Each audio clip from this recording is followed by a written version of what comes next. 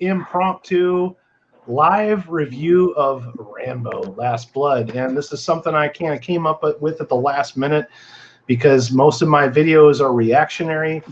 And I thought, what could be more reactionary than to just have me get online, go live, and do this? And I meant to do some Rambo videos earlier today, and I just couldn't get my ass in gear, and I was up really late last night, and then got up early this morning, and then went back to bed and slept half the fucking afternoon like a bum. So that's that. But with me tonight, I have the veggie cunt himself, Tap and Die. Don't forget to eat your veggies.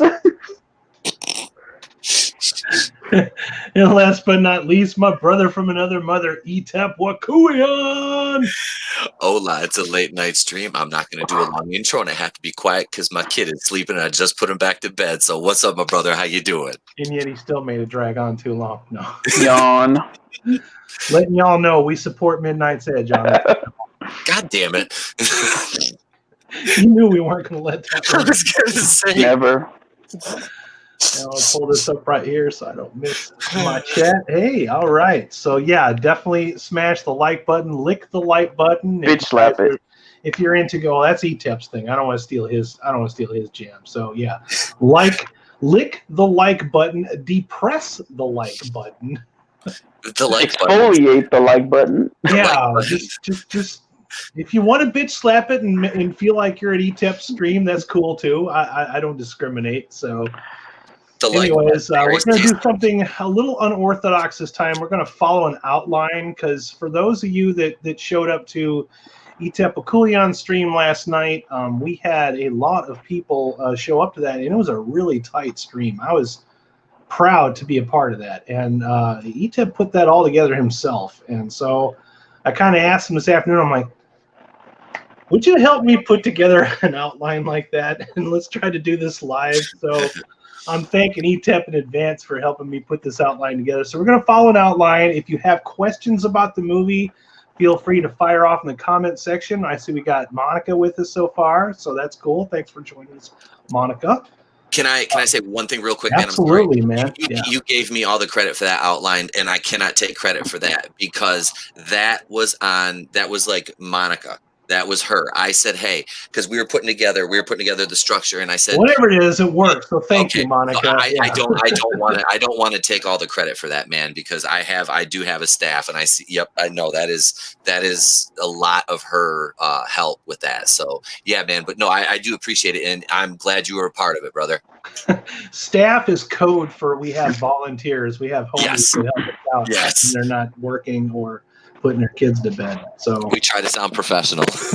And if you wonder why there's this red hue on my face, it's because I'm too poor to afford proper studio lighting, and I've discovered that when I put all of the lights on at night, the glare just kind of goes all over the place and goes crazy here. So red light seems to work. It seems to illuminate everything so people can at least see my facial expressions. So, I'm not talking too much shit. But anyways, let's get into it here. Rambo Last Blood. And this was directed by somebody I had never heard of here. And I'm going to pull it up so that I can butcher the name online like I always do. Let's see here. And I believe this guy was a second unit director, but I am going to pull up his credentials here so I can get this right. Adrian Grunberg. And he is most known for... What is he known for? This guy here. Adrian Grunberg. Apocalypto, second unit director on Man on Fire, director of Get the Gringo. That's a good one. Yeah. Second unit director for Jack Reacher, Never Go Back. I haven't seen that one. I wouldn't watch it. Yeah, this guy this is not George P. Cosmatos, all right? This was not directed by Sylvester Stallone, but I have a feeling that maybe it was, and Stallone just kind of brought somebody in to maybe ghost direct for him because there's a lot of Stallone in this movie. But I just wanted to make sure I never heard of this guy before, Adrian Grunberg. So. And I watched the credits like not even 15, 20 minutes ago, and I still couldn't remember the names. It didn't gel with me. So we're going to talk about story first. Overall writing, I think the best way I can describe this is that how do I say this? Sylvester Stallone knows his audience and he understands his characters. And by doing that, he knows the difference between Rambo, Rocky Balboa, Marion Cobretti. He's not playing the same role, and he knows he's not capable of a lot of range when it comes to that kind of stuff. So he does slip back into these characters fairly easy. As far as writing goes, it's most of the plot and story is to set up the action that is going to ensue, if that makes any sense. Character development, not a lot of it there. Sadly to say, there's really not a lot of character development. I believe that most of the characters in the movie are there for plot points. Once again, to get to the action, you don't really get to spend a lot of time with these characters. You don't really know their backgrounds.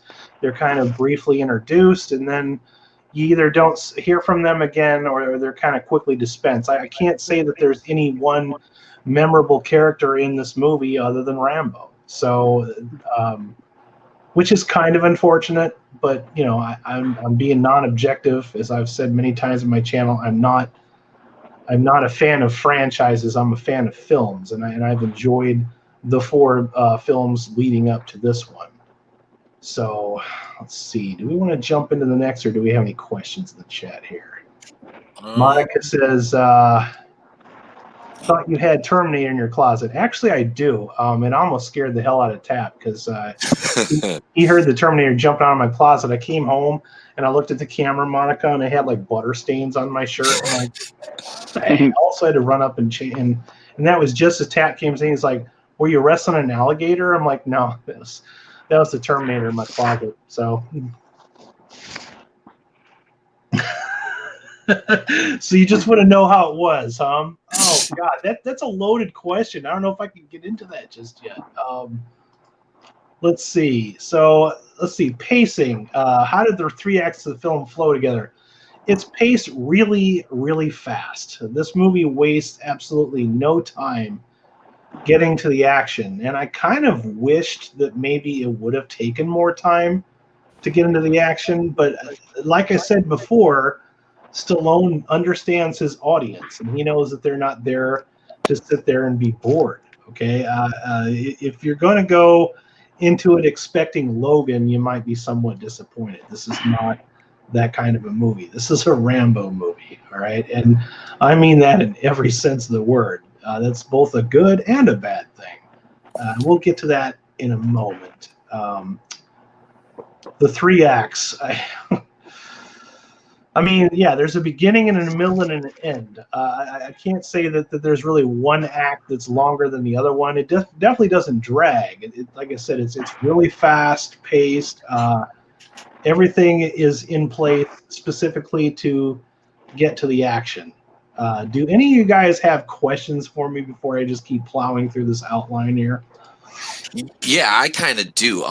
Because you were talking about the characters are basically plot points. So I'm taking it that like there's outside of Rambo and the girl and the other woman, they're pretty much just ancillary characters throughout the rest of the film. You could say that, yeah. Okay, so they're just like one-dimensional cutouts then that are, like you said, just kind of there for plot advancement. But which is kind of it. It's almost like disappointing to hear because the earlier films, like I haven't seen the part 4, which was I think the 2008 one. I've seen parts of it, but there was always like you had a couple, like you had Troutman and you had these characters that meant they would. Those were strong characters, yes. and those kind of characters are really not in this one. Okay. There's really nothing like that. There's no like father figure. Okay, Kyle Wells is in the chat. I'm going to answer a couple questions. Kyle Wells says, let's go ahead and highlight this here. How do you feel about going away from the novel's ending in John Rambo? By novel, which one are you speaking of? I've never read any Rambo novel. Probably the first one. Right, I yeah, think he dies in that one. Okay, I see what you're saying. So you're talking about the fact that he was originally supposed to die in the novel, or the original Rambo. Mm-hmm. They decided at the last minute not to kill him. I don't know. I mean, I think if he would have died at the end of that first movie, you'd have had a very powerful statement. But then you wouldn't have had this awesome franchise of movies. So it's hard to say that. And I can't say that any of these movies have ever disappointed me. You know, even when you're not expecting much, there's always a little nugget or hint of surprise in there. So does that answer your question a little bit, Kyle? I don't know if that answers your question or not. And then I'm going to go on to your next question. Would you have preferred the novel's ending to the one they used in the movie? Like I said, I don't think so. I think you know, he definitely calmed down. He went to jail. It was kind of a sad ending, but you know, then you had that awesome sequel, and to this day, Part 2 is still my favorite movie. I mean, and surprisingly, that movie had a lot to say too, especially for its time. David Applegate's in the chat. Is the action dumb? Absolutely not. No. This is very, very gritty, very realistic, very lifelike. If you saw the 2008 movie, you kind of know what to expect here. I would not say that any of the action disappoints whatsoever. No. There were people in the theater. I saw this. It was kind of one of the smaller theaters, which I was kind of surprised because this is opening night. But as I was telling Tat just before I went live, a lot of people don't know this movie's out. There was not a ton of marketing for it other than a couple of trailers. And even the people in the theater didn't realize it was out. So like people that were, you know, I went in the Cine Bistro part and they got a bar up there and I could hear the bartender saying, yeah, I didn't realize there was a Rambo movie coming out tonight. I really like Rocky and Creed. So, I thought that was Rambo could kill Rocky with his fingers, his thumb. yeah, exactly. And that's something to take away from this, and I'll touch on that a little bit more later. But this is not a Rocky movie. This is not Creed. This is Rambo. Okay, it's definitely. David Applegate says, is a ripoff of the Seven Samurai or Gunfight at the OK Corral? It's not a Western, so I can't say that either one of those fits into this. The trailer definitely alluded to it being a Western. It's really not. Other than the fact that a lot of the action takes place on a ranch, it's really not a Western. I did not see a lot of Western. There were some Western elements, but I would not call this a traditional Western, which was a mild disappointment. I was kind of hoping for more of a Western, like something like Logan or The Unforgiven. That's not really here. So do you guys have any other questions? Or were there titties? Big old titties. There was, I think, half of a tit at one point. like half of one tit, if I remember correctly.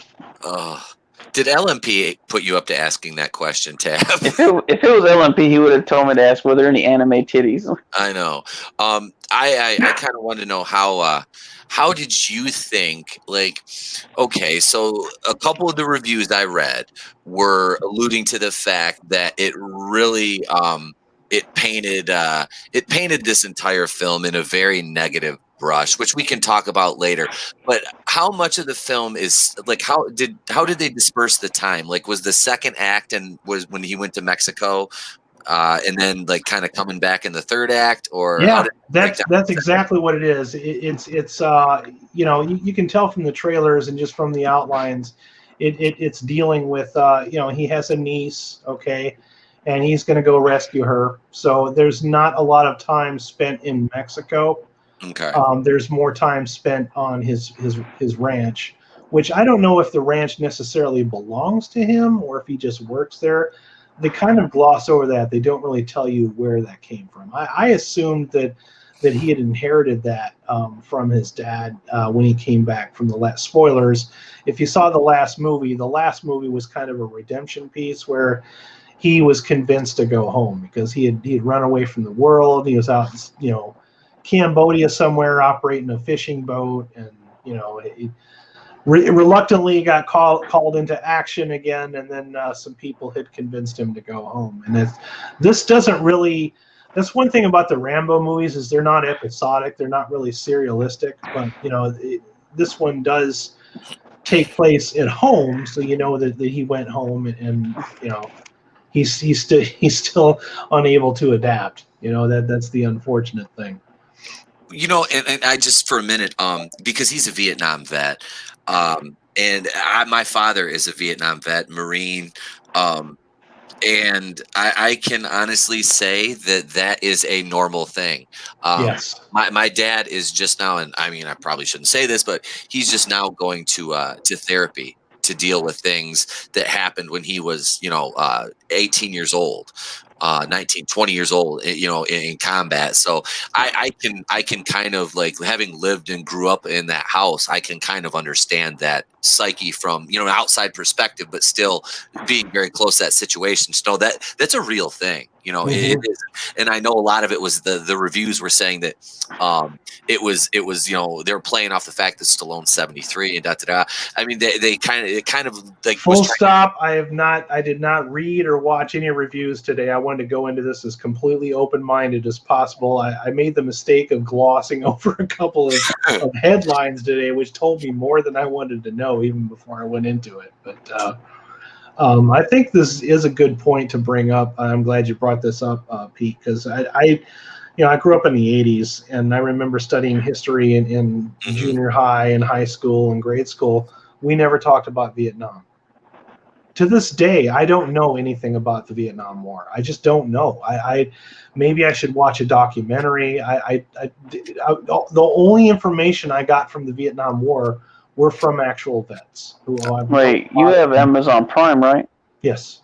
Okay, well, on Amazon Prime, just watch the documentary Vietnam in HD. That's the best one I've seen ever. Vietnam in HD. Okay, I'm glad. Yeah. And that's why I have you on here, because you are the war movie expert. Yeah. So about the Blu-ray and everything. That's how much I love it.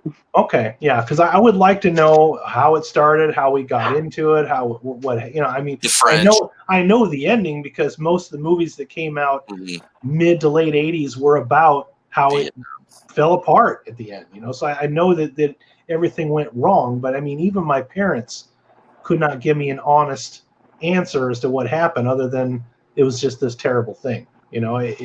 All wars are terrible. Yeah. But this one was truly the narrator. This one was truly unique, and I've known people. I was in the military. I knew people that were Vietnam vets, out of the military, before the military, during the military, and just nuggets of nightmares is all I get from everybody. You never get that. I don't even think they knew what the war was about. They were just there. They were just there and trying to stay alive. It's unfortunate. So that brings up talking point number 2. Action. Was the violence gore too much? Yes. It was a lot. I don't know if I want to say too much, but yeah, this is probably the goriest Rambo movie that has come out yet. So you have to take that with a huge grain of salt. Is that what you want, or is that what you're afraid of? Oh, for me, I'm fine with the gore in this respect. You know what I mean? If you're going in with a murder boner, you're not going to be disappointed. Well, that's good, because that's what I watch movies for. Yeah. Let's see. Boss man always boss me around. I don't know what that's all about. MJ's. I told Kyle to subscribe to your channel. Kyle's a friend of mine. We used to DJ together. Oh, okay, cool. And also, if you haven't subscribed to ETIP, what the hell are you doing? Go over there and subscribe to his channel. I've got like 300 subscribers. You guys should all be subscribed to that channel too, because I'm on his channel about as much as I'm on my own, if not more. So yeah, I think so. It's like part 2. Okay, it's like you can't have one without the other. It's like there's The Walking Dead and then there's the spin-off series. Yep. You have to watch both of them, right? So yes. To have the full experience, you need to subscribe to ETIP Coolion's Playthrough B Reviews. Let's see. With the blood in the title, there needs to be buckets of it. Yeah. It was in 2004. They interviewed a former soldier who still lives in the tunnels in isolation. I'm not sure what that's about. Oh, I'm reading these backwards. I apologize. My first wife was Vietnamese. Her relatives fought for the VC, and it may shock people, but a lot of their vets had the same problems. Yeah, I don't understand. It's something that has never been explained to me that I just don't understand. I all that I know about the Vietnam War, other than is the aftermath. I don't know anything about the actual war itself. I have many movies that take place during, before, and after Vietnam, but not really anything that explains Vietnam. So I don't.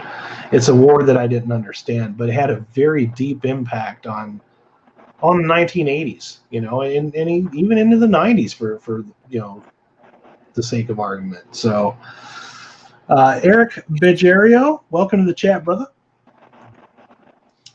So, does this film unjustly characterize Latinos Mexico? Well, I'm glad we're talking about that, because we were kind of talking about this a little bit before I went live, and you have to understand that John Rambo has killed every single color, nationality, country.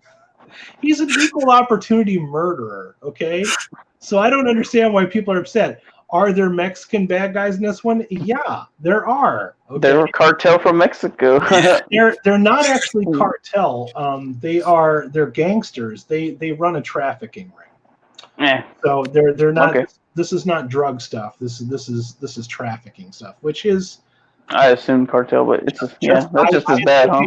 Just from the trailers, I assumed it was cartel too, so I was surprised that it was trafficking. I hope that's not a huge spoiler, but it's pertinent to what's going on. Yeah. This is not the cartel that he's going after. So if you think it's Rambo takes on the cartel, I'm gonna have to ask you to lower your expectations. That's not what's going on. Liam Neeson went after traffickers in Europe, so Rambo goes after ones in Mexico. It was those damned Albanians. But they were in Europe. But by the same token, though, I mean, his niece is Hispanic. Mm-hmm. But he's also killing Hispanics. But his niece is Hispanic, so it's not like he's just singling them out because they're Hispanics. It just happens to be that the bad guys in this movie happen to be Hispanic.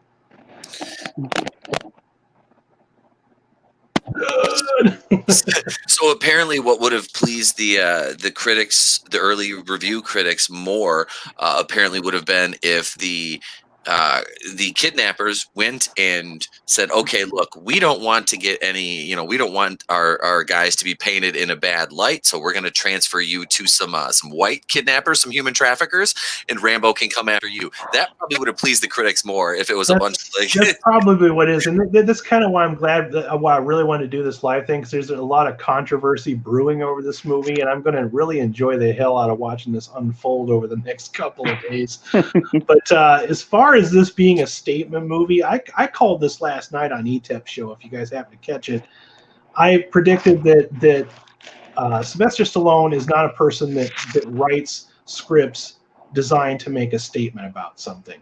He writes character-driven scripts. Okay, everything he does is very character-driven. He wrote Rocky, for Christ's sakes. He wrote Creed. Okay, this is a character-driven thing. It's not political. The only thing that's, like I said, the only thing that's political is that the bad guys happen to be in Mexico, and he happens to live near the border of Mexico. Other than that, there's nothing really on the nose or political. This just goes to prove that so many reporters get caught up in this zeitgeist of just looking for politics under everything. And this is not a movie that's designed around politics. It really isn't. Unless you guys go see the movie and you see something that I missed, let me know. But I just didn't see it there. I wasn't looking for it, but it wasn't really beating me over the face either. So. Well, that's because people like us don't look for that sort of thing. Like you said, you're a fan of films. You're looking for the nuances to the movie, the character development. Exactly. I don't go into a movie looking for that, but if it's there, I'm going to see it. And honestly, even from the trailers, and I might even try to stream this probably tomorrow night, see if I can catch a pirated copy online. kind of like I did. Vast, you matey. Yeah, it's actually close to Talk Like a Pirate Day. But no, I really want to see this, and if I can stream it this weekend, I'm going to, because I'd really like to see this for myself, because I don't have any visions of this being a political statement movie. No, it's really not. Yeah. I've never seen a Stallone movie that really was. I mean, you can say Rocky, whatever, he fought the Russians, but I don't even see that as that was probably on the nose. But yeah, I don't know how much of Rocky IV was written by Stallone. Yeah, exactly. I don't know if I can say that was all him, or I don't really recall. I like that movie. Yeah. It's not good. It's not really good, but it's not bad. The only Rocky movie I couldn't stand was Rocky V. Yeah, that's a lot of people from what I hear. It was bad. It was just badly written. It was a bad script, and it was a bummer of a time. Hey, yo, Tommy, I didn't hear no bell, huh? Hey, Alita's Army! Welcome, Alita's Army. Thanks for stopping by.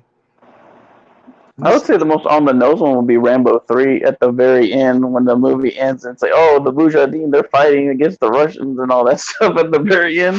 That's about it. Well, that he was basically defending Al Qaeda at the time before we knew what Al Qaeda was. That was Bin Laden's gang at the time. So no, that has not aged well at all. But I don't think that was by design. I how would they have known? It's a product of the time. But I mean, there's going to be some politics, because as you brought up before, this is a Vietnam veteran that has been chewed up and spat out, and has fought back and fought everybody and everything has tried to kill him. And it's like I said, the redemption arc was in the last movie. This is more of the revenge chapter of his life. I think you kind of tell that from the trailer. So this is about just goddamn vengeance. So good night, MJ.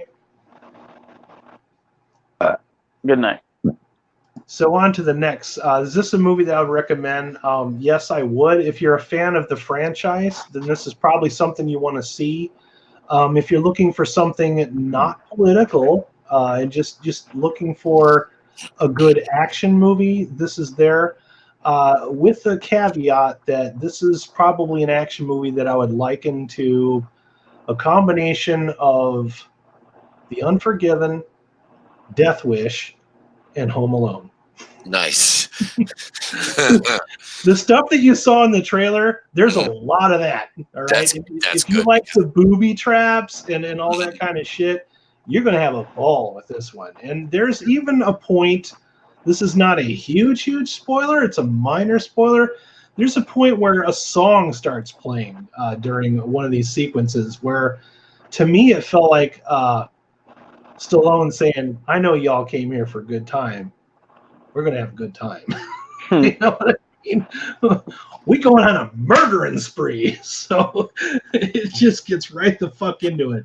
This movie does not waste any time. And when Rambo hurts people, man, I mean, he fucking just tear them apart with his fucking bare hands. It's fucking crazy. Yeah, it's crazy violent. I can't gloss over that.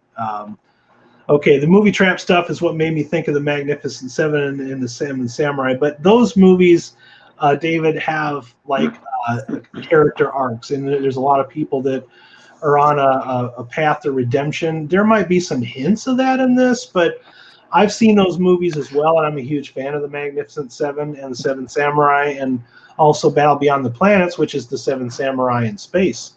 But I don't see a lot of that in this movie. I think maybe that was inspired a little bit of this, but there's not really a lot of that there. Because like I said, there's not, those movies had a cast of characters. This movie is specifically Rambo. And everybody else that's in the movie is there to move the plot, which was a little bit of a letdown for me. I kind of would have liked a little bit more, because there were some definite characters in the previous films that I didn't feel a lot of that here. So yeah, Battle Beyond the Stars, that's the one I was talking about. It's the Seven Samurai in space. It's the Star Wars knockoff movie that just never quite went anywhere. But I still enjoy the movie for as cheesy as it is. What is this? Beyond the Stars? I've never heard of this. Yeah, you sure not talking about Turkish Star Wars? No, this is Turkish Star Wars. A movie that actually had one of the people from the original Magnificent Seven, Robert Vaughn, reprised his role.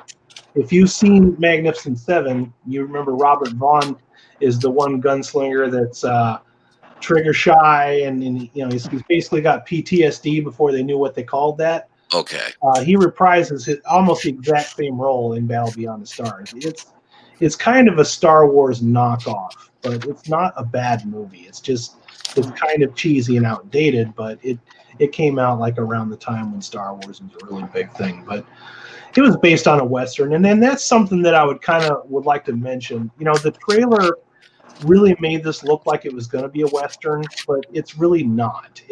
Other than the fact that it takes place near the border, it doesn't feel like a Western. Like you guys watch Logan, that is 100% a modern Western. From the characters to the redemption angle, to the stories, to the way everything moves around, that's more of a Western. This is specifically a Rambo movie that happens to take place in a Western town. And I think the real reason they did the Western town thing was so that they could have a lot of explosions without getting anybody hurt. You know what I mean? So, because there's plenty of those in this movie. So, what else do I want to say? Do you think they would make a sequel to Last Blood to carry the franchise? It's possible. I don't know if that's gonna go in that direction or not. It's kind of ambiguous, is what I want to say without spoiling anything. So it is possible. I think maybe they want to see how this is going to do. They could definitely go on with more of these if they want to. But if anybody's going to do it, they're going to have to let Sylvester Stallone write the script. You know what I mean? So that's the only way it'll continue to work. I would not say that this one was as good as the last one. I would give that one a higher score. If I had to put a score on this one right now, I would say maybe 3 out of 5. It's definitely worth a watch if you're a fan of the franchise. But the fact that there's not really a lot of strong characters in it, and the fact that it moves so quickly that you almost wished it was a little bit longer, kind of took it back a couple notches for me. I kind of wanted a little bit more, and it felt like they were just racing to get to the action, and that was a little bit of a disappointment for me. Not enough to ruin the movie. I still enjoyed it overall. It definitely satisfied my murder boner. But as far as the film, if I wanted to judge it as a film, well, yeah, it's a little too fast for its own good. It's a little too short, and it's a little light on character development. Those would be my takeaways from this. Okay. All right. I just I was kind of wondering about that, if they would try to press forward, because I know at one point they were talking about kind of him passing the mantle on to somebody else, or it was a video I was watching the other day. I remember we were talking about that last night, and yeah, I was afraid of that too. But kind of like Wolverine did. You made the huge comparison to Logan, which was an amazing movie. And there's some scenes that look like they're similar to Logan, which was why I was thinking, are they going to do like a Logan Unforgiven type Rambo movie? Oh, how fucking cool is that? It's really not that. All right. As long as you were happy with it, you I was satisfied with it. I feel like the best way I can say is that the movie achieved what it was supposed to do, but didn't bring me anything else.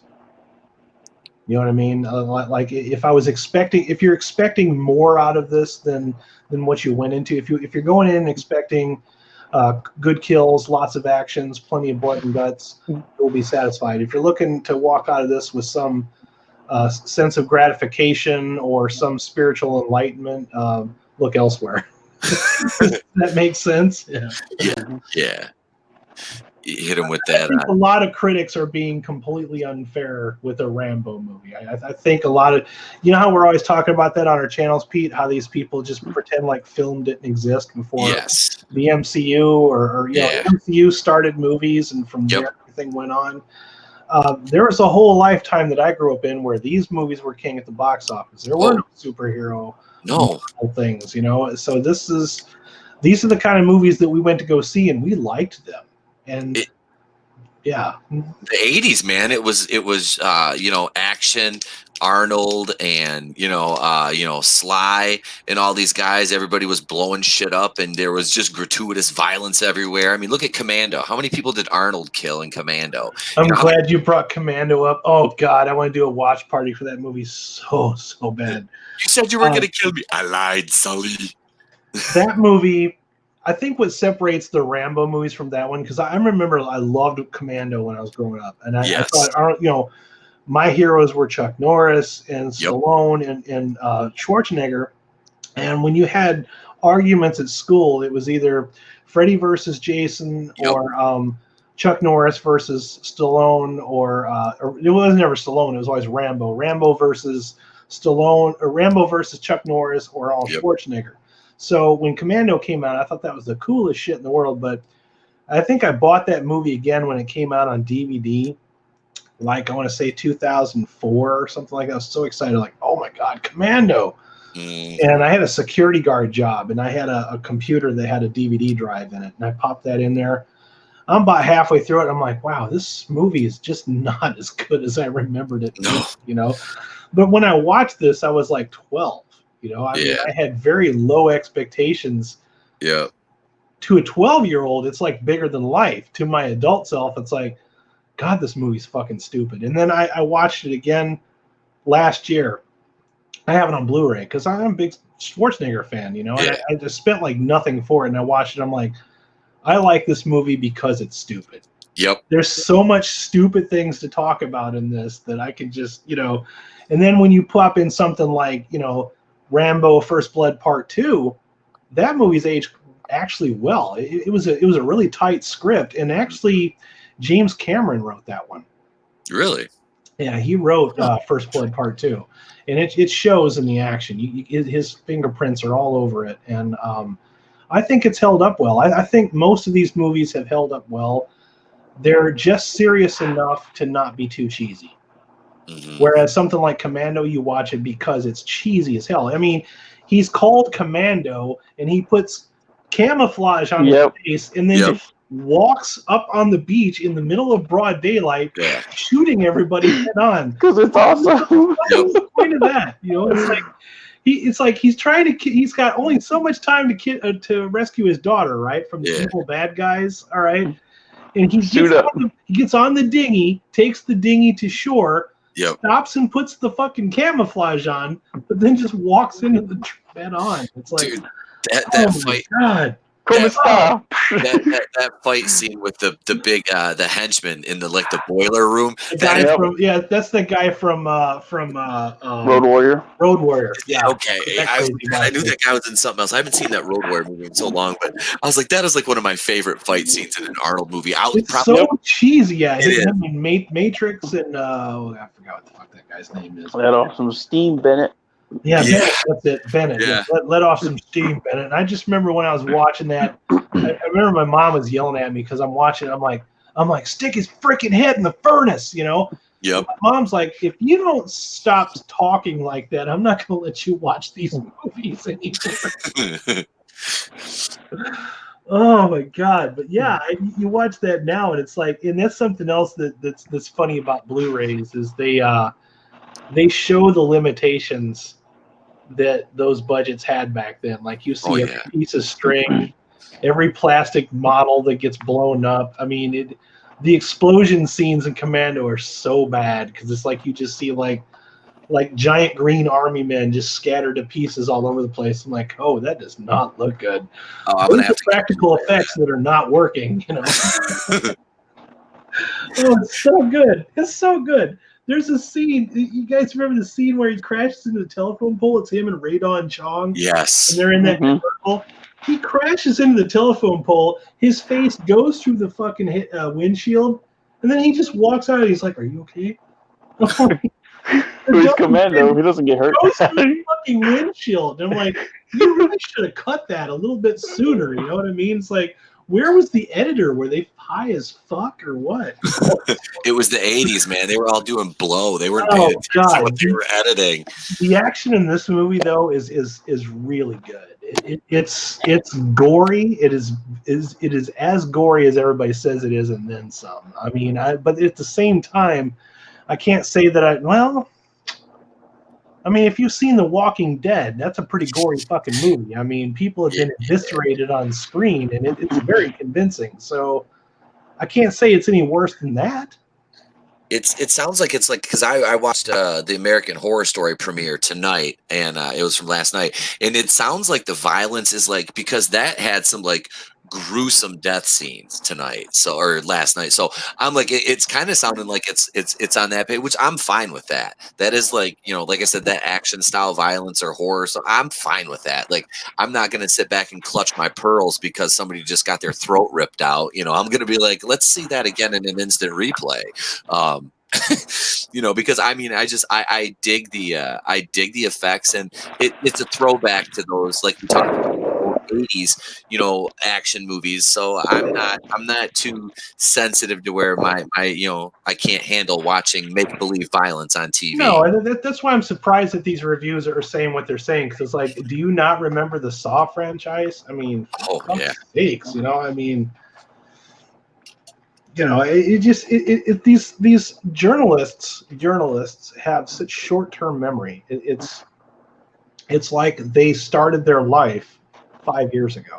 Yep, nothing existed. I mean? Nothing existed before that. It's like, you don't remember these things. It's like, what kind of poignant message were you expecting from Rambo? Mm-hmm. It's I'm not saying this movie's cheesy. It's not. It's very gritty and realistic, but there is a point where you're either on board for the action or you're not. You're completely checked out by that point. I think some people were expecting this to make some kind of message, and maybe they were expecting it to be like Logan. I've mentioned this many times. We've been so oversaturated with Marvel movies that we're used to that formula, and whenever we see a movie that goes outside of that formula, everybody's just confused. Like, well, why didn't it do that? Why wasn't there a post-credit scene? Why wasn't this setting something else up? It's like, not every fucking movie is designed for that. Not everybody has to follow that formula, and that's one thing I admire about Stallone, is that he knows what his audience wants, and he doesn't follow anybody's formula other than his own shit. You know what I mean? So I appreciate that about it. I appreciate the purity of this movie. Mm-hmm. That's why I can't give it a bad score. Like I said, I was a little let down, only because I wanted it to be a little bit longer. I wanted to have some stronger characters, and I was hoping that it would be more of a Western, because that's what it looked like it was going to be advertised as, but it's not really the case. I'm going to jump back to the chat for a second. Wildman John, are you planning on seeing the movie tomorrow, bub? And then it says here, he says, SJWs are like Murdoch. Their names should be Murdochs. Oh, dude. Shots fired. Fuck Logan. It was so overrated. Ooh. I like Logan a lot. I don't like to watch it because it's so sad. There's so much shit going on in the world to make me sad that there's a lot of movies that I don't want to watch specifically to be sad. And Logan's a very sad movie. I mean, it's good. Oh, yeah. I've only ever seen it once because I can't make myself watch it again. Can't do it. I've watched it like 3 or 4 times. I bought it. The Family Video by my house was liquidating some movies, so I went down there and bought like 10, 15 Marvel movies and shit. Mm-hmm. And because they had them, got some nice DC. I got Wonder Woman and stuff, and I sat there and watched Logan. I'm like, man, this, because I hadn't seen it yet. I never went to the theater or anything to see it, so I was like, I waited. About a month or two ago, watched. I'm like, this is freaking, it is. It's sad, but at the same time, I was like, this is probably one of the best superhero movies I've ever seen. It was gritty. I love James Mangold's style, and I wish we would have got the Boba Fett movie out of him. But no, I can see the parallels that you're drawing between this, having not even seen Rambo, and kind of like that, like you said, you would thought it would be more of like the Western style. Mm-hmm. Yeah, I was just getting kind of an Unforgiven. It has a hint of that Unforgiven vibe to it, because this is a guy that's been through hell and back, and doesn't mind reminding the audience that he has been through some shit, and they don't. The callback is the fact that this is a Vietnam vet that's been through some shit. You don't just, if there's any message at all in this movie, is that you can't just leave all of your skeletons behind and start over. Eventually the past is gonna catch up with you at some point. And that's, I think that's true for a lot of us. You can only run so long. You have to confront your demons, and either either it kills you or it makes you stronger. What's it going to be? Yeah. I wouldn't say Logan's overrated, but I would say that it's not something that I want to watch on repeat viewings. I think it's something that came out in a time where we needed something like that. We needed, superheroes are the norm. We needed, an R-rated superhero movie that actually had a good script and intensely good acting. We have that, but we didn't have it in an R-rated superhero movie either. We've been, honey-dicked by Fox's X-Men movies for so long that was a nice change of pace, So you had Deadpool, and that just kind of came out at a time where audiences were looking for that and maybe not necessarily realize that they were.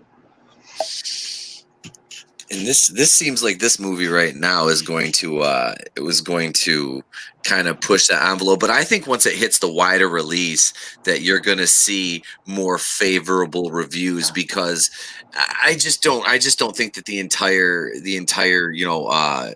these people, like, you can't even really call them critics, because most of them are just shills. But I mean, yeah. They are because they're. I think what's interesting is what they don't realize is when they write these headlines, Pete, is all they're doing is advertising for this movie. Absolutely, it's advertising, and it made me want to see it more. Just hearing the fact that Mendelsohn, we're going to get into a couple of these reviews. We handpicked a couple of these that I'm going to. We collectively Okay, you did. You handpicked some of them. I definitely wanted to read the IGN one. I know. I'm like, I don't want to read these reviews before I go in the movie, because then you're sitting there looking for you're trying to see things from their perspective, and rather than just enjoy the movie. I like to have these things. I want to be visually assaulted and then make my own opinions based on how I feel about it. You know what I mean? And I sounds kinky. Followed Rambo long enough to understand the character and how these movies work. My parents took me to see First Blood Part 2, and it was a double feature at the drive-in with Pale Rider. You remember that movie, Clint Eastwood, nice. Pale Rider? Yeah. So, and I was just a kid, and my parents, I'm like, because I wanted to see Rambo. I was like, "You're gonna take me to see Rambo?" Like, well, we don't. The parents wanted to see Pale Rider, and Rambo just happened to be with there. They're like it's an R-rated movie, and my parents were like, well, we want to see Pale Rider. If we see something you don't like, we're going to cover your eyes. Deal. At no point was my eyes ever covered. I stayed awake through both movies. So that was a good time. Oh, the drive-ins, man. Wow. But anyways, I'm going to pull up a couple of these reviews. Does anybody else have any questions for me before I move to some of these horrible reviews that I'm going to see if I agree with or not? Oh, these are going to be fun. Right? These are going to be, I read them. I sat here and read. They're funny.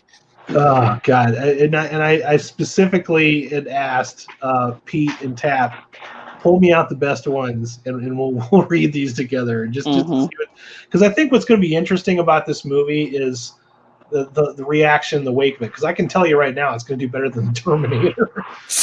Oh, snap. It's going to do better than Terminator, because this movie is not pretending to be something that it's not. Okay? If it's pretending to be anything, it definitely looks like a Western in the trailer more than it actually is. That would probably be one of my only minor. It's only a minor gripe because it didn't ruin the movie for me. It's just like, oh, I wanted more of a Western, because I've got it. If you guys don't know this, I love Westerns, man. I got Outlaw Josie Wales. I've got the Horse Soldiers. I've got a John Wayne collection. I've got the Man with No Name trilogy. The Tombstone is my favorite Western of all time. I've got Big Country. I mean, and I don't care if a Western was made 100 years ago or if it was made 5 years ago. If it's a good Western, I'll watch it. I don't think most modern Westerns are as good as some of these old ones were. No, dude, it doesn't get any better than John Wayne. I grew up, like I said, my parents are, in their 70s now. So I grew up with watching John Wayne. Like I remember before school, it would be, we would be watching that old, what was it? The Lone Ranger. Yeah, I remember Lone Ranger. I sat down and watched an episode of that with my son the other day in the morning before school. And, he actually dug it. And it was funny because my uncle used to own a Standard 76 station in Detroit, and he actually got the Lone Ranger to make an appearance there back in the day, which was kind of cool. So, but yeah, man, the Westerns, of today are not, there's been, like you said, I feel like they try to make everything so gritty and realistic that they take all of the romanticism out of the West. It's like, we get that things were probably really shitty and gritty. It's like, I don't always want shit and grit. Sometimes I want to escape to times that were not like ours now. And I feel like the last time they really pulled that off was Tombstone. Tombstone is this whole other level for me. And the reason I love that movie so much is it has such strong characters. You like the bad guys in that movie as much as you like the heroes. They're that likable. It's like you're in this town of people, and all these people just kind of coexist until they don't, and I like that. I really do. And the quote unquote heroes of that show are not so good themselves, and I like that. And not all the good guys wear white hats in that movie, So I appreciate that about it. Anyways, let me get to pull up these Yeah, while you're doing that, if you're talking about modern Westerns, there's a show that is worth checking out, and it just ended, and it's with James Bond himself, Pierce Brosnan. It was on AMC, and it was called The Sun. The Sun, yeah. Sun. My parents were telling me about that one. They couldn't stay with that one. I loved it. Oh, my God. Okay. I was bummed out that they ended it. I'm like, no, I want more. Because, number one, anything that Pierce... did it go? 2. They did 2 seasons, and there was a really long layoff in between. But Pierce Brosnan was amazing in that show. Like, he's just good. Like, he plays an oil tycoon. In Texas in the 1800s. He was raised as an Indian, because his family was killed by Indians, and they took him in and raised him. So it was an amazing show, though. If anybody's kind of a fan of the Brosnan, check it out. It's really cool. I'll tell you, the one that I loved was Longmire. I watched. Oh, God, yes. I was so addicted to that show. I actually bought one of the books of it. Oh, did you? Longmire? Yeah. Book? Are they good? Well, that's the thing. I haven't read it yet. I just happened to notice it on the table in Barnes and Noble and said, "Oh," and I grabbed it. But somebody in the Facebook group of World Class Bushers has been reading them and giving little reviews. I just don't remember who. It's probably Dayton Pfeiffer. Probably whoever that one has been putting all those book memes. I think it's either Dayton, and I know Sal reads a lot of books too. So, one of them guys. I can't tell you for sure though until I read it, but it's gonna be a while. I got a whole list of other books I gotta finish first. You gotta finish writing one too, so I can. Yeah, that's true. Editing. I'm slowing down a little bit on vegetable warfare, but I'm picking it up now. It's getting picked up now. It's picking up. Oh, this was the first one I read too. This Guardian article. Oh, I'm gonna read them in the order that you guys found them for me. Yay! So the Guardian. What would you like to say about the Guardian before we read this article, Tap? Tell us about the Guardian. They exist. Okay. And then but right off the bat, like when I typed it in, reviews, and I saw this whole Trumpian fantasy, I'm like right off the bat, like, yep, that's the one. I'm gonna put that one in. Right here. I already knew. This movie is not politically on the nose like the media is telling you it to be. It's really not. That's why I can't wait to read this. Look at this guy. I mean, he looks like he cut the cheese. Look at this. Good God. He blamed it on somebody else. He blamed it on Trump. Yep. I'm sure he did. Anyways, Rambo Last Blood review. Stallone storms Mexico in laughable Trumpian fantasy. Oh, this ought to be rich. 1 star out of 1, 2, 3, 4, 5. The Grizzle Warrior dusts off his crossbows to take revenge on sex traffickers in a creaking, cringeworthy 5th installment. I'm not going to read that in that voice. It hurts too much. This massively enlarged prostate of a film can only make you wince with its badly acted Geronto ultraviolence, its Trumpian fantasies of Mexican rapists and hilariously insecure U.S. border, and its crass euthycism for rape revenge attacks undertake by a still got it senior dude, 73 years young, on behalf of a sweet teenager.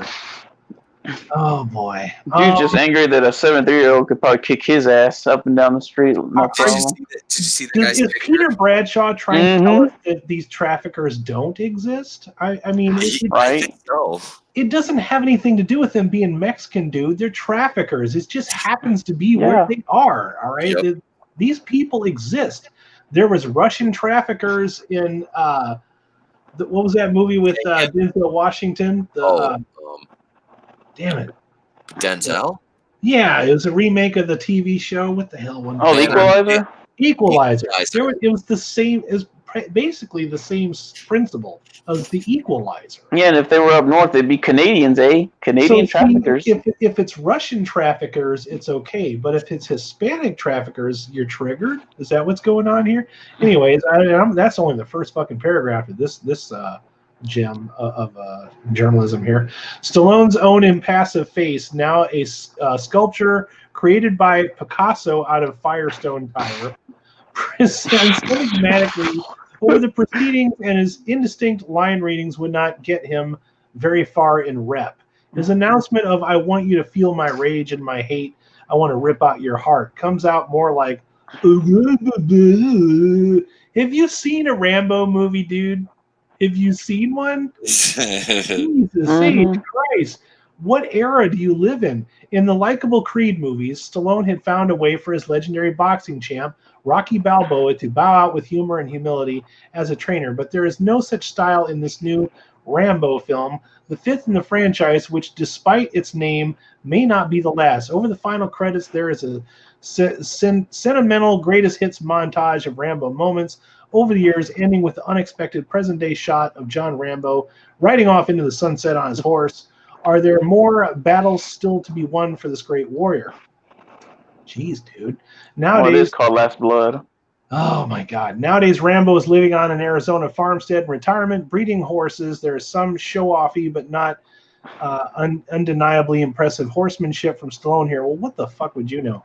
He also weirdly maintains an underground network of survivalist tunnels in which he broods over his collection of weapons. Not surprisingly, these occasionally cause the old boy anxious flashbacks, resembling as they do the tunnels created by the Viet Cong, whom he fought in Vietnam. He is close to his Mexican housekeeper, Maria, Adrian Barraza, and to her orphaned niece, Gabrielle, Yvette Monreal, whom soft-hearted Rambo thinks of his own kin. But when Gabrielle gets word that her non-account dad, who abandoned the family, is still alive and living in Mexico, she impulsively heads south of the border to find him and winds up being kidnapped as a sex slave by Mexican cartel.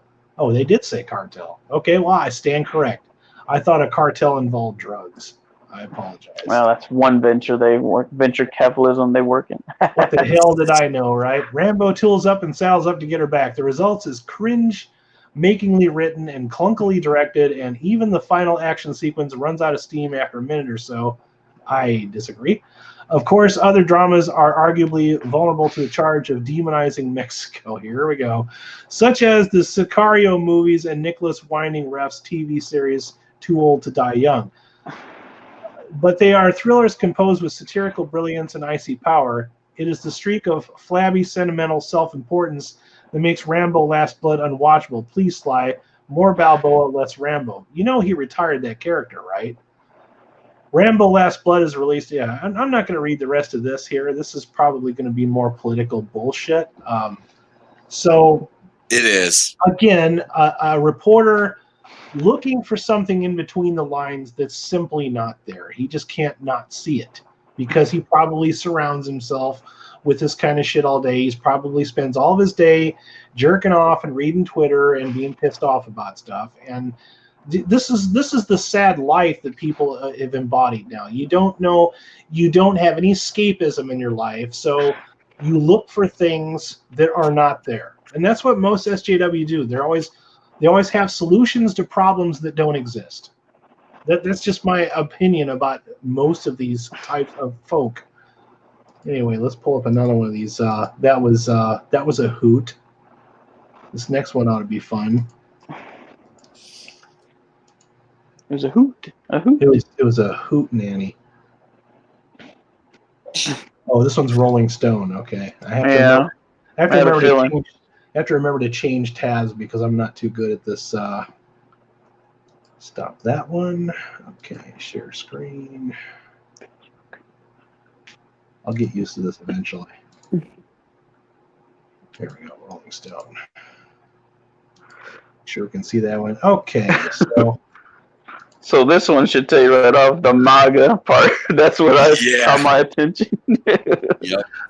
Oh my God, these people are something else, man. It's like, don't you know how to have a good time? I'm like, and I can understand if fulfilling a murder boner is not your idea of a good time, but there's a lot of people that do.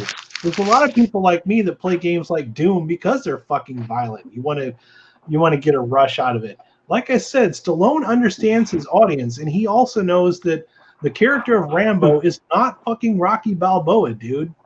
So this is Rambo. This is the guy that fucking murders people in every single country. So Rambo, Last Blood, a Reagan-era hero, re-engineered for the MAGA age. Oh my God.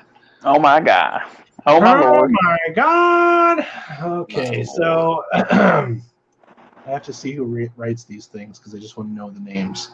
Oh, senior editor, David Fear. Okay. When we last saw John Rambo, Vietnam vet, social pariah, savior of POWs, and stoic killing machine, right there, stoic killing machine. Remember that when you're writing these words, journalists, okay?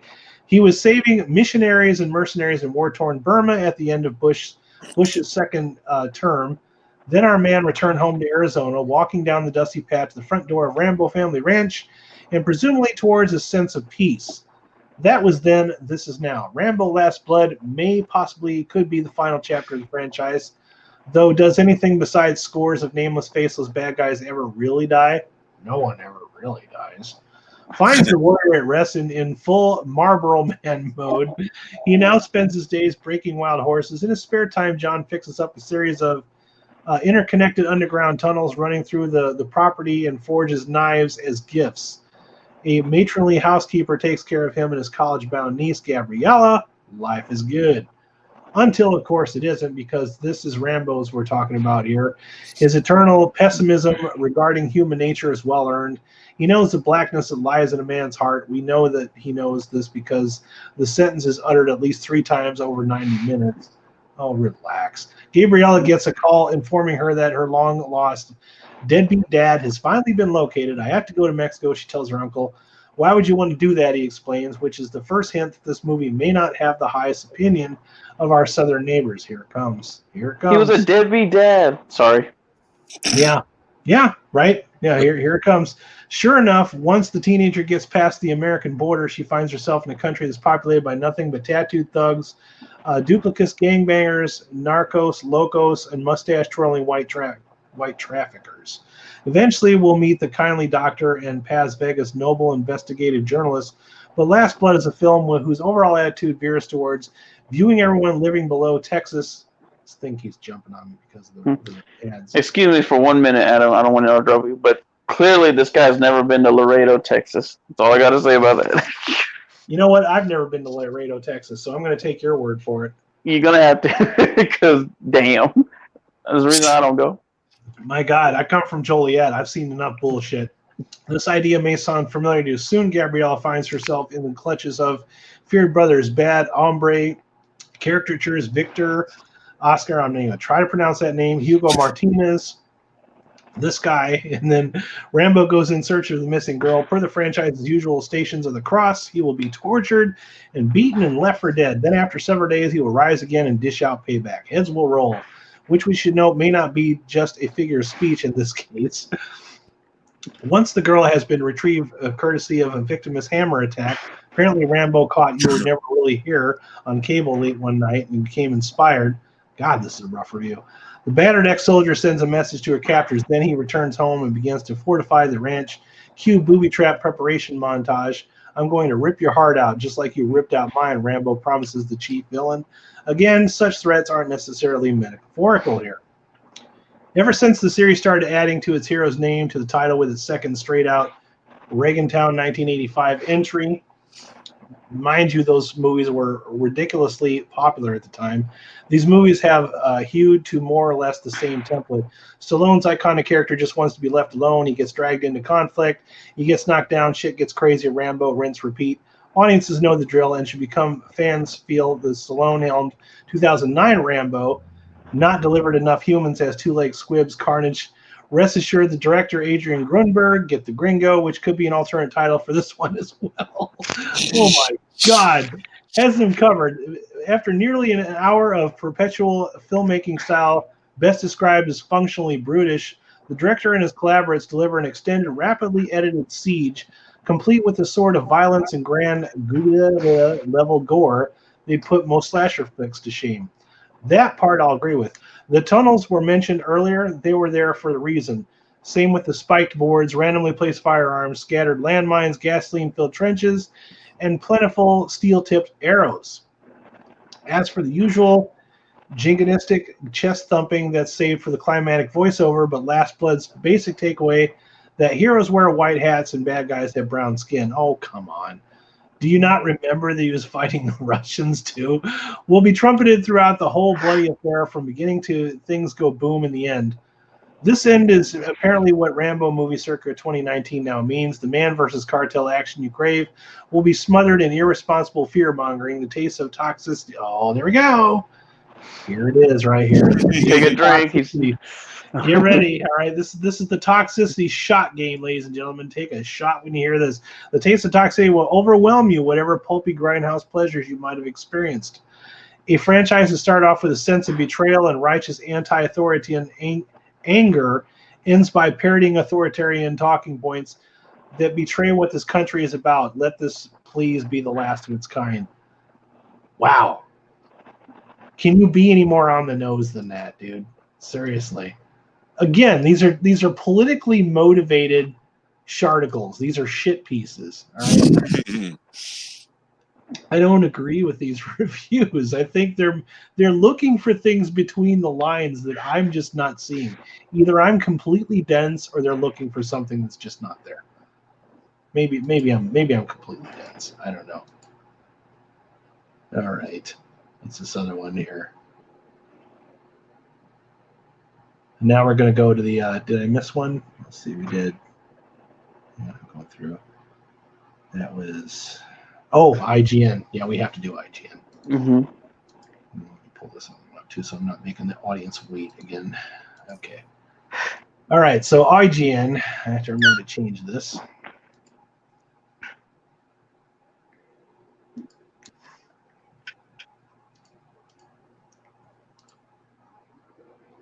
Now, IGN has come under a lot of fire recently for doing this in video games, too. They make literally everything about politics now.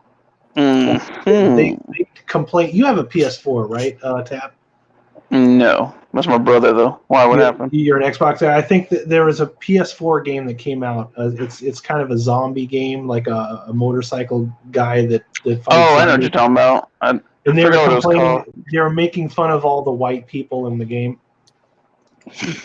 Because that's what's on everybody's mind when they read this review is how many white people are in the game. Yeah, this is the same website here that wrote that. So they're also the same website that had to fire somebody because he was stealing reviews from other people and I heard about that one. Publishing them under his own name. These were the same guys. So okay. What happened to you, IGN? Whitney Seibold. Oh yeah. Okay. So this is probably, I'm gonna guess here, maybe not the target audience for this movie, but what do I know, right?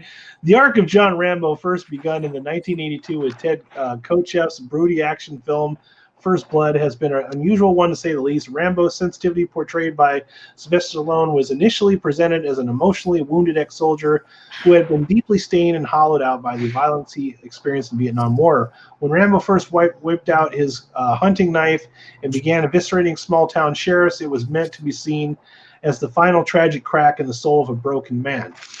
Audience, however, and perhaps bafflingly, latched onto the film's exhilarating violence and Rambo's soldierly efficiency more than to his tragedy, leading First Blood's subsequent sequels to transform the titular trauma sufferer into a tragedy-free, unstoppable all-American badass killing machine and pop culture's central symbol for unchallenged American military might. A character who is originally meant to stand as a symbol for the damage that war can do to a soldier is now best remembered as an unkillable human machine gun, and we love it. The newest and ostensibly final film in the series, Adrian Grunberg's Rambo Last Blood, brings the series full circle by giving us a taste of both Rambos at the film's outset. John Rambo Stallone, once more, is living on a ranch, riding horses, and holding palpable familial relationships with his teenage niece and would-be love interest, Barraza from The Strain. Rambo, it seems, might have found inner peace at last. Although perhaps not, he has also personally dug a labyrinth of weapon-lined death tunnels under his Arizona property, which will most certainly be used in an ultra-violent late film climax wherein Rambo will murder several dozen people by increasingly gory ways. I would have to say that now that I'm thinking about it, if they would have maybe set up more as to why those tunnels were there, like maybe he believes that a war is coming, but maybe he didn't want to be too on the nose either. Because like I said, Stallone is not a political guy when he makes movies. He really doesn't. He doesn't do that shit. If the movie becomes political, it's just because of the subject matter. The level of gore in this film is absurdly intense. Taking after the 2008 film, the makers of Last Blood have elected to turn Rambo's battlefield antics into something resembling a slasher movie or perhaps an earlier Peter Jackson joint. By the time the filmmakers hasten to the eyeball-melting action of their film's climax, one can feel the sigh of relief in finally being able to depict outright decapitations, severed feet, exploding heads, and at least one makeshift vivisection. Get a sense of Rambo Last Blood's goriness by watching the trailer. Okay, in the idea of Rambo laying waste to several tons of human meat sounds exhilarating. Know that your eventual laughter will likely be of the bitter, incrediblest variety. You know, there were actually people laughing at this movie in the theater. There were actual people laughing. But I'm to expect that whenever I've seen any movie that's overly violent, some people do laugh at that stuff. It's like it's too awkward for them or something. There was people laughing at Braveheart. I guess I can understand that one. I went to a movie with a guy to see Braveheart, and he loves gory movies, and he laughed at every single gory scene in the movie. It got uncomfortable to me after a while. I'm like, dude, you're frightening me. You know, I'm like really, this is like the violence is over the top in a way that isn't fun. I disagree. Last Blood feels like the work of a disaffected adolescent pulling the wings off flies. That's a stretch.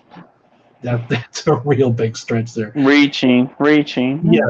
And who are these people Rambo is murdering? The impetus for the film's action comes from a plot that closely resembles Taken in both its setup and older dad action fantasy and its cultural intensity. When the Montreal character goes to Mexico to find her estranged father, she is almost immediately kidnapped and sold into sexual slavery by two cartoonishly evil Mexican crime lords who revel in filth the same way that you or might. Do you think these people that get into sex trafficking were forced into that lifestyle? I mean, are they supposed to be like tragic figures? I'm confused. Do any of you know any sex traffickers? I mean, are they nice people? We can go find some and get their story. Are we supposed to feel sorry for them? I'm confused here. It is up to Rambo to attempt to rescue her, hence running afoul of said crime lords and beginning a hastily escalating rivalry. Paz Vega has a small role as a deliverer of exposition. The filmmakers have made Mexico seem like an infinite wasteland of crime and death. And most of again, Laredo, right, Tap? Mm-hmm. And most of Latinx characters on screen are criminals or broad stereotypes. I understand. Wait, what? Latin what? Latinx characters on screen are criminals or broad stereotypes. That's what this lady wrote. I understand that Rambo films have rarely been bastions of cultural togetherness, but in 2019, these broad stereotypes are offensive and dated and downright irresponsible. This is the part where I'm going to stop reading the review. That sentence right there is everything wrong with this article. In 2019, everybody's subject to a different critique. You know? Now we're going to get to our favorite chill of all time. Our good buddy, Scott Mendelson. And that's why I chose that one, because I saw that name, that familiar name. This is the one that we are going to eviscerate publicly, all right? I don't even care. This guy is... Somebody get the lube.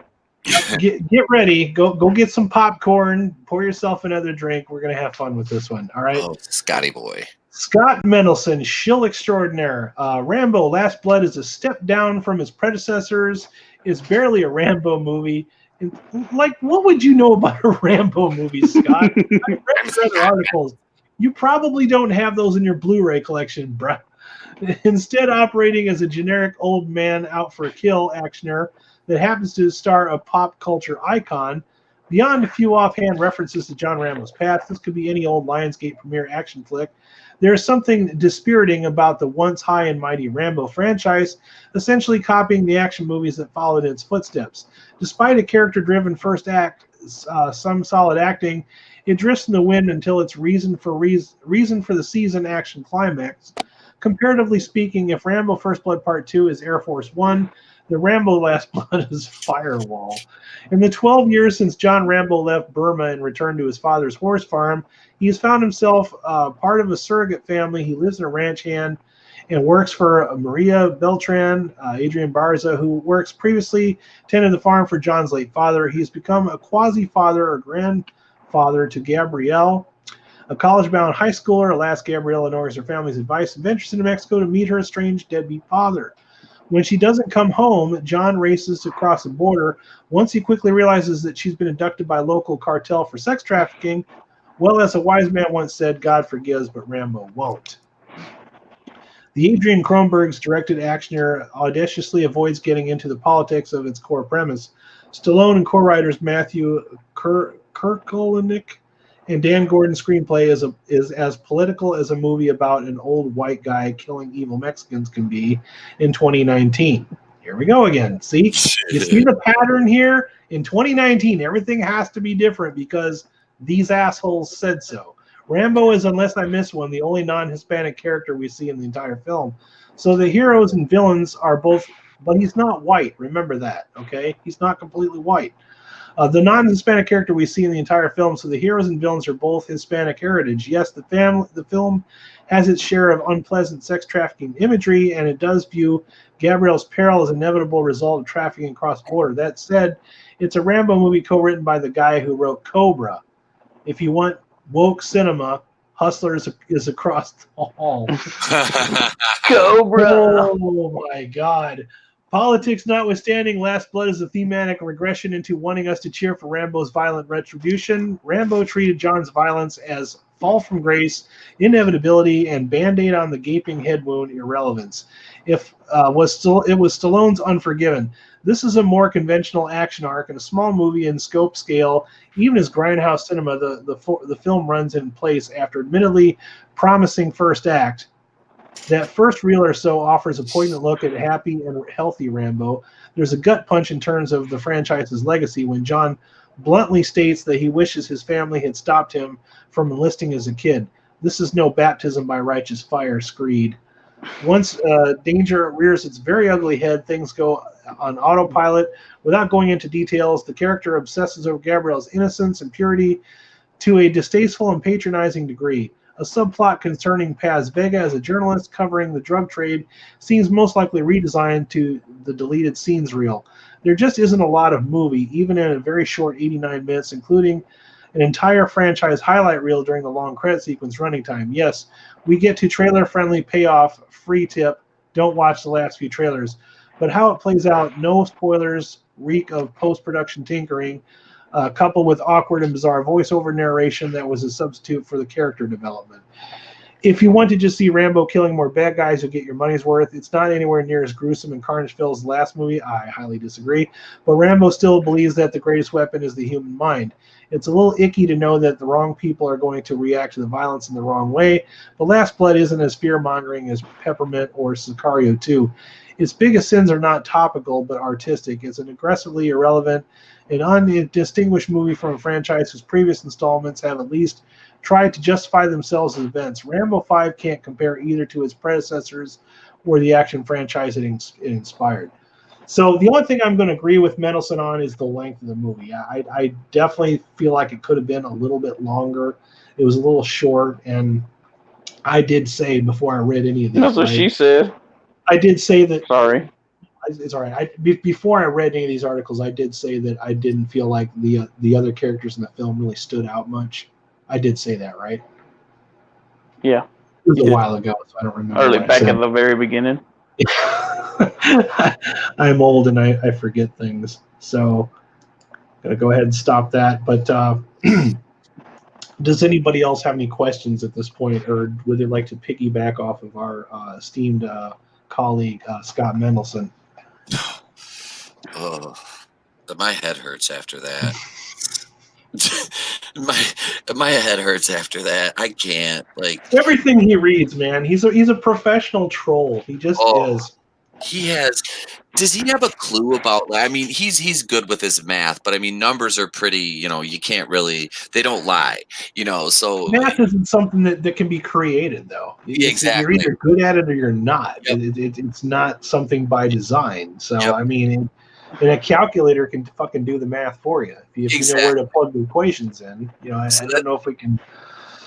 No, I was gonna say that's my point. Is that's the only thing he's good at in his articles is the numbers, because he has no idea. Like these people, like you said, it's like these people have never seen a Rambo movie. It's like they're just walking in for the first time, like they've never heard of Rambo. Like this is the first time we've ever got a Rambo movie. But then they reference the 2008 one. They don't reference how good the very first one was, and the second one, the third one, But yeah, like you said, and then there's that thing where Rambo joins the Taliban, and it's but overall, like, I mean, you shouldn't be shocked by violence in this movie. You shouldn't be shocked or appalled. This is what you're gonna get.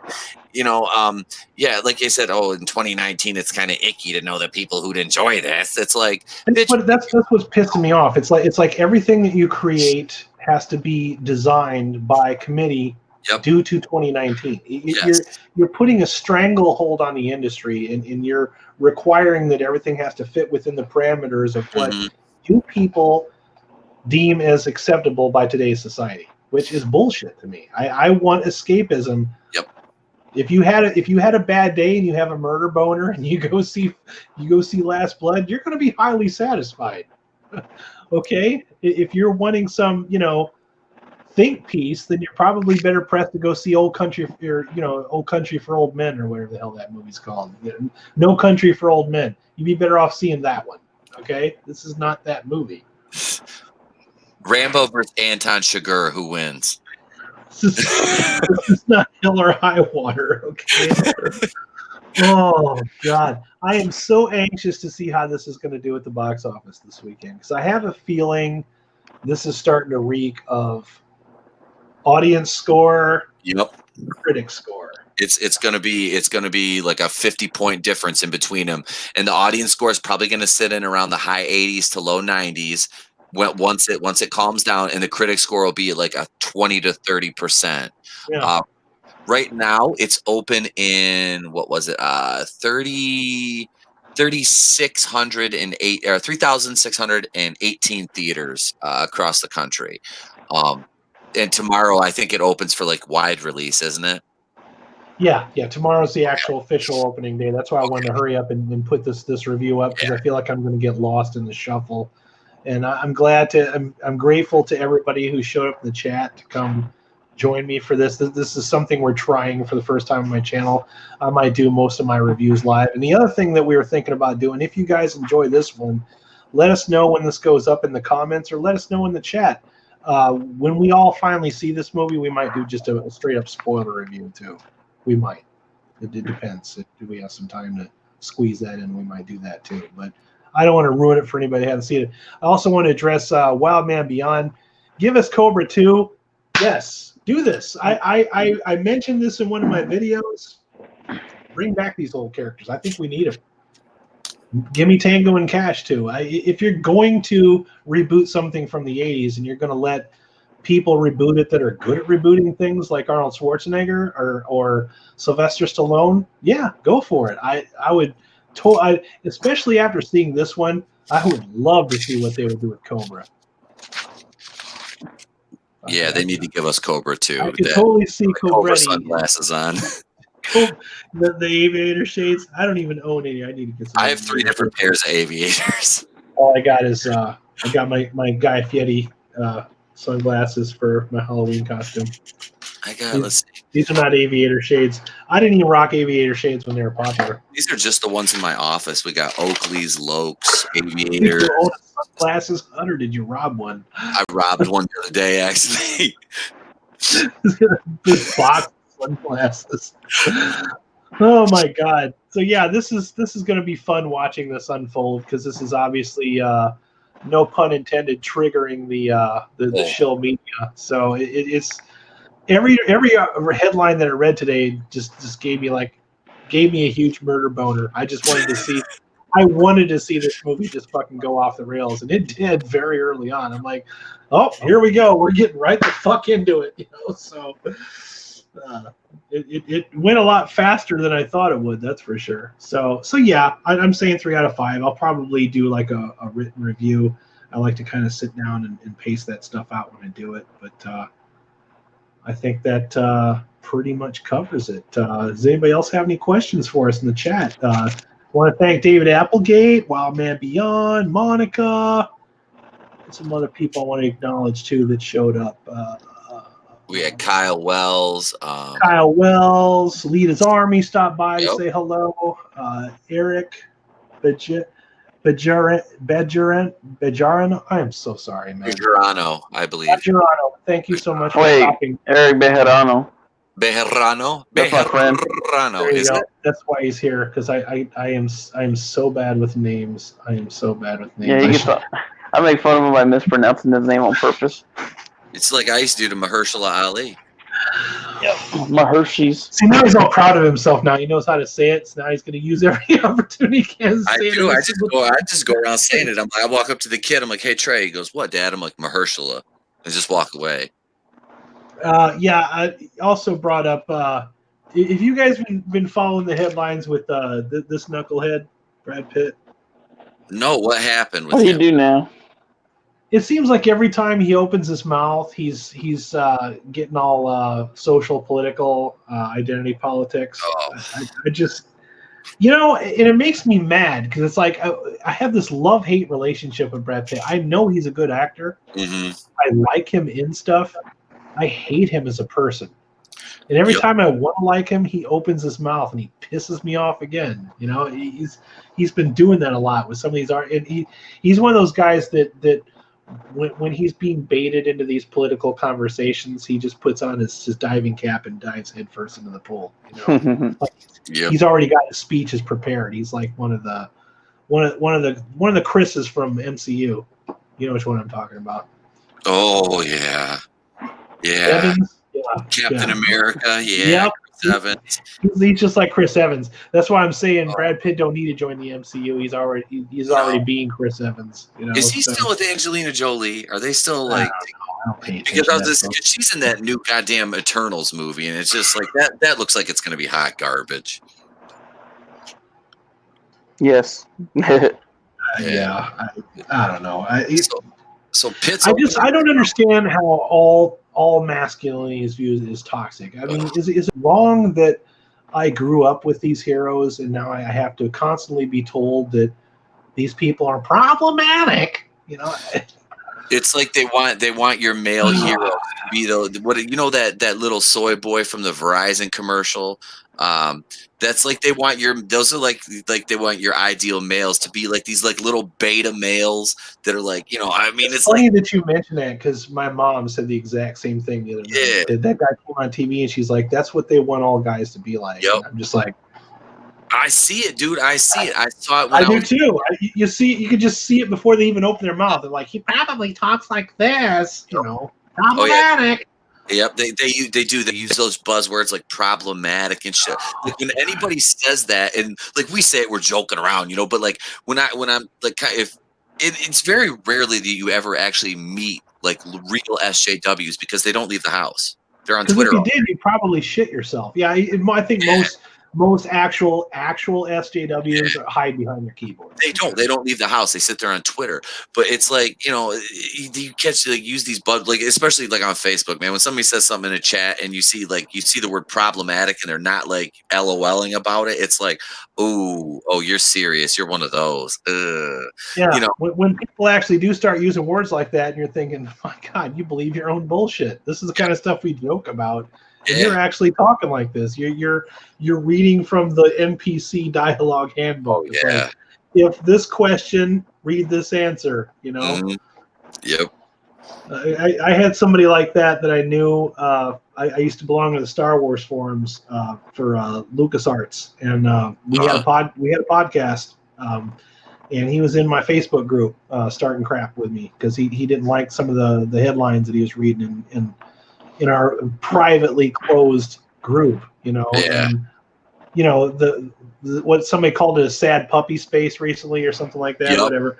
I had to look that up because I didn't even know what that meant. But, I had no idea. I was like, what the fuck is this guy talking about? But he was starting his arguments, and every single thing that he said to me, I literally have heard before. Like every single one. I'm like, you guys really do all repeat the same bullshit, don't you? And they wonder why we call them NPCs, man. It's like this cult, It's like if you went to the airport in the 70s and you saw a bunch of people running around going Hare Krishna, they may as well be those guys, That's what they come off to me like. I'm like, do you really believe the shit that is coming out of your mouth? I mean, guys, this movie is not as political as these headlines would like you to believe. These people are writing this stuff to drum up clicks. They just want to get us bitching on, and you know what? I'm not going to do any more Rambo videos. This is the only one because I've said everything that I need to say about the movie. The only other thing I'm going to do about Rambo is if it happens to be on one of the podcasts that I'm part of, or if I'm on Pete's channel or on the Fancast, I might mention something if somebody asks me something, but I'm not going to do any more videos. I've said all I need to say about it because everything else is going to be engineered by the media at this point. Yep. I've said all it doesn't go any farther than what you think it does. It really doesn't. It's comical at best. But I'll do a written review for my website. But that's as far as I'm going to go with it. So. Anyways, we've been going for about an hour and a half, so I think we could wind it down here unless anybody else has any other questions or if I missed anything. Nope. No, you covered it all, man. So yeah, 3 out of 5 stars. And for those of you not familiar with my scale, let me see if I can pull it up here, show you how that works. I do a cheese curd scale. Find it. I will find it. Cheese. Yeah, cheese curds. It's just something I came up with a couple of years ago, and I just decided to stick with it because I couldn't come up with anything smarter. So I'll show you that real quick.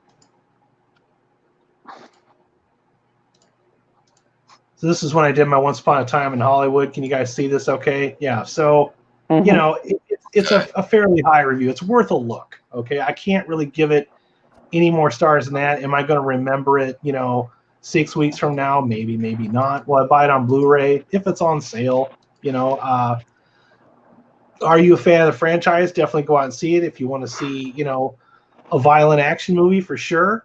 I'm still excited about Cobra 2. I'm still excited about Tango and Cash because there were some nuggets of greatness in this that reminded me of when movies used to just be mindless action. Like, we're always joking about how we like those Cannon films.